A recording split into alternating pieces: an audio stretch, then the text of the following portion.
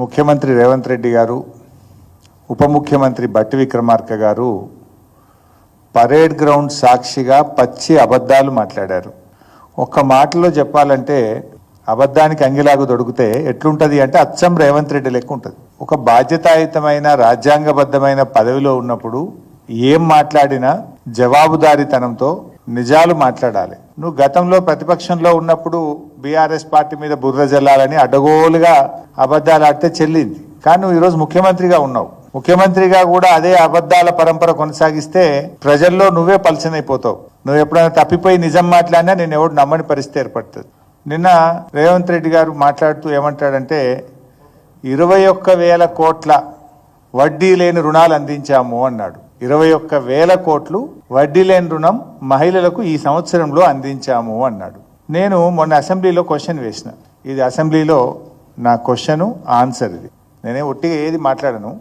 ఏది మాట్లాడినా ఆధారాలతోని నిజాయితీగా మాట్లాడడం మాకు కేసీఆర్ గారు నేర్పారు. ఇది అసెంబ్లీలో మొన్న జరిగిన అసెంబ్లీ సెషన్లో నేను వేసిన క్వశ్చను. దీనికి సమాధానం సీతక్క గారు మంత్రి గారు ఇచ్చారు.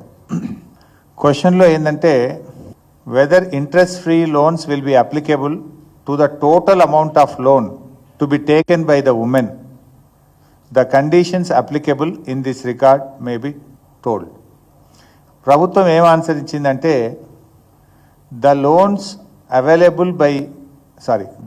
availed by SHGs from banks and Srinidhi are eligible to interest subvention. GO number 27 dated 2/3/2015 up to loan outstanding of 5 lakhs. అంటే ఇది కేసీఆర్ గారు ఇచ్చిన జీవో.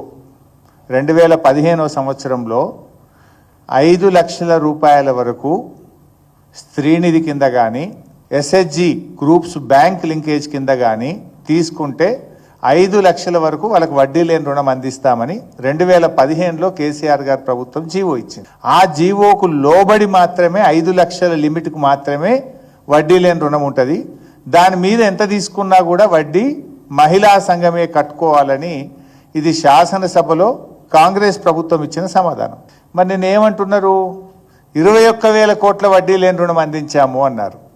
ఇప్పుడు ఒక్కొక్క గ్రూప్కు 15 లక్షలు 20 లక్షల రూపాయలు తీసుకున్నారు.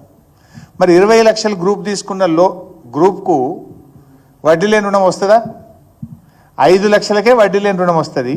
మీద తీసుకున్న 15 లక్షలకు 12% వడ్డీ కట్టాలి. వాళ్ళు 12%, 12.5% బ్యాంకులు ఛార్జ్ చేస్తున్నాయి. నేను నా నియోజకవర్గ మహిళా సంఘాలతో మాట్లాడి అన్ని ఆధారాలు తీసుకొని అసెంబ్లీ సమాధానంతో సహా బాధ్యతాయుతంగా ఈరోజు ప్రభుత్వం అడుగుతా ఉన్నా నేను. అంటే 21,000 కోట్లు వడ్డీ లేని రుణాలు ఇవ్వకుండానే మేము మొత్తం 21,000 కోట్లు వడ్డీ లేని రుణాలు ఇచ్చామని చెప్పి ఈ రాష్ట్ర మహిళల్ని రేవంత్ రెడ్డి మోసం చేస్తున్నాడు, దగా చేస్తున్నాడు. మరి నిజంగానే ఇచ్చిందా? ఇస్తే చెప్పండి ఆడిచ్చిండ్రు. మరి నువ్వు అసెంబ్లీలో ఆన్సర్ ఇచ్చినావు 5 లక్షలకే వర్తిస్తుంది అన్నావు. అంటే 10 లక్షలు తీసుకుంటే 5 లక్షలకు వడ్డీ లేని రుణం, మీద 5 లక్షలకు 12% వడ్డీ. 15 లక్షలు తీసుకుంటే మీద 10 లక్షలకు వడ్డీ కట్టాలి. 20 లక్షలు తీసుకుంటే మిగతా 15 లక్షలకు 12% వడ్డీ కట్టాలి. అంటే బట్టి విక్రమార్క కానీ రేవంత్ రెడ్డి కానీ నిన్న చేసిన ప్రచారం అంతా డొల్ల ప్రచారము, గోబల్స్ ప్రచారము, అబద్ధాల పరంపరను కొనసాగించారు. హార్డ్లీ 21,000 కోట్లలో 3-4 కోట్లు మాత్రమే వడ్డీ లేని రుణాలు వర్తిస్తాయి. మిగతా 16,000 కోట్లకు వాళ్ళు 12% వడ్డీ ఈరోజు బ్యాంకులకు మహిళలకు కట్టుకోవాల్సి